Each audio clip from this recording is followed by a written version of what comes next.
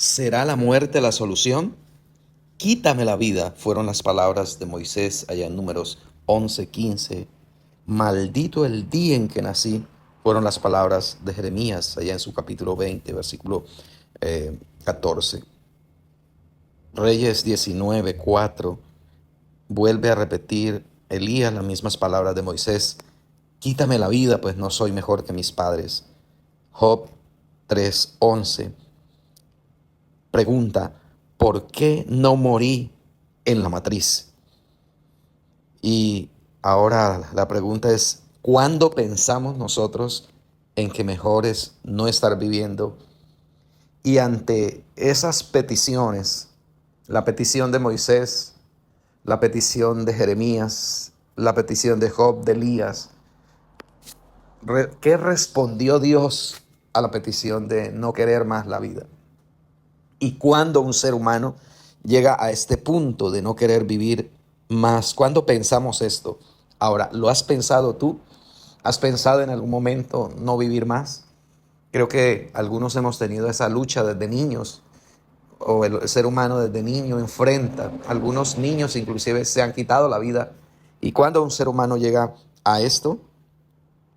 Cuando la vida no tiene sentido, cuando no se ve una salida, cuando se cierran los caminos, cuando la persona se le acaban las opciones, cuando la persona está cansada. La persona dice, tal vez lo mejor es no seguir viviendo. Pero la pregunta que nos hacemos es, ¿cuál fue la respuesta de Dios a estos personajes que nos dejan una referencia bíblica de que fueron hombres rotos en las manos de Dios? Pero un hombre roto en las manos de Dios, Dios le responde con quitarle la vida cuando se lo pide. Pues no. A Moisés, Dios le dio nuevas fuerzas. A Jeremías, Dios le dio consolación y más mensaje para predicar. A Elías le dio descanso, le dio alimento y le dio un legado que tenía que terminar de cumplir. A Job lo restauró y le dio mucho más de lo que tenía. Le dio 7 veces más de lo que tenía. Así que la respuesta de Dios nunca ha sido una soga para que te quites la vida. La respuesta de Dios nunca ha sido un arma para que te dispares a la cabeza. La respuesta de Dios no ha sido un abismo o un edificio para que te lances de allí. La respuesta de Dios siempre ha sido coherente con sus planes. A Moisés, Dios le da nuevas fuerzas y le entrega un liderazgo para que él lo lidere. No era fácil conducir a una nación de gente que habían estado esclavos por 400 años. Algunos nacieron esclavos, crecieron esclavos y su única mentalidad era esclavitud. Y guiar a gente con mente esclava debe ser muy difícil. Y esa era la tarea de Moisés. Nunca los tenía contentos, siempre pedían más. Estaban con tantas heridas esta gente que Moisés se sintió no poder más y le pidió a Dios que le quitara la vida. Jeremías, que veía al pueblo hundirse en el pecado y su pasión por ver la restauración de Israel se hacía tan lejana, al punto que tuvo que decirle a las gentes que estaban allá en esa esclavitud, hagan casas donde están, críen hijos, prosperen donde están, porque aún falta mucho para ser liberados. Y ese anhelo de él ver la liberación le causaba tanto dolor que maldijo el día en que nació para llevar un ministerio profético de agonía, al punto que lo comparan o lo llaman el profeta llorón. Elías, un hombre que fue tan desafiante que prácticamente a un gobierno lo puso manos arriba con la palabra tan poderosa que tenía. Pero aún así, una mujer que lo amenaza, ahora lo hace correr por un desierto y lo hace meter en una cueva, en una peña, en la peña de Oreb, donde finalmente Dios le apareció en un silbo apacible y delicado para decirle, Elías, vuélvete por el camino en que venías, ve, retoma tu camino, sigue avanzando, pero tienes propósito todavía, tienes que ungir a estos personajes y luego cuando termines yo mismo te llevaré al cielo en una carroza de fuego. Ese es el Dios que responde a nuestra debilidad. Ese es el Dios que responde al no quiero más la vida.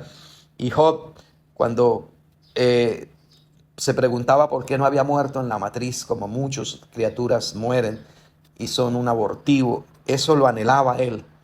¿Has anhelado tú lo mismo?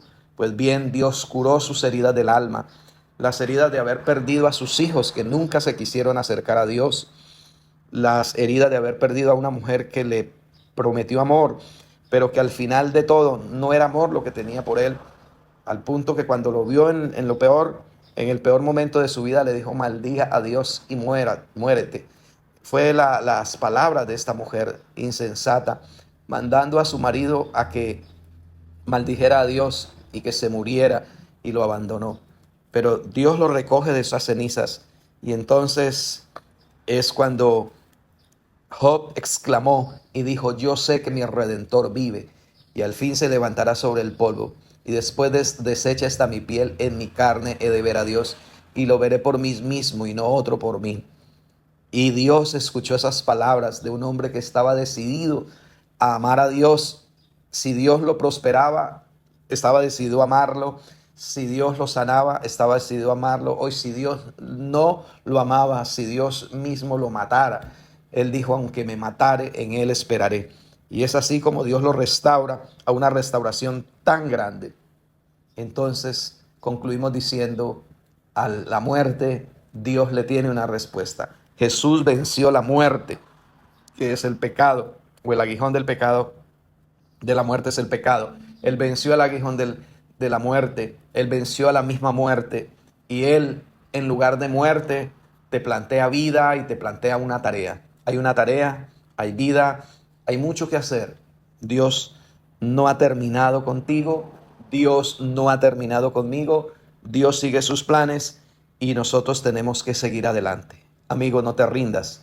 Sé que has pasado por lo mismo que ha pasado Moisés, que pasó Jeremías, que pasó Job, que pasó Elías, tal vez cosas mucho más duras que ellos, o tal vez menores, y eso te ha llevado a la línea roja, eso te ha puesto contra la espada y la pared, eso te ha puesto en el callejón sin salida, pero la respuesta viene de Dios, y lo que yo te digo es, como respuesta a ese deseo, a ese pensamiento de no querer vivir más, Dios te dice: yo te tengo fuerzas, yo te tengo una tarea, yo te tengo consolación, yo te tengo restauración.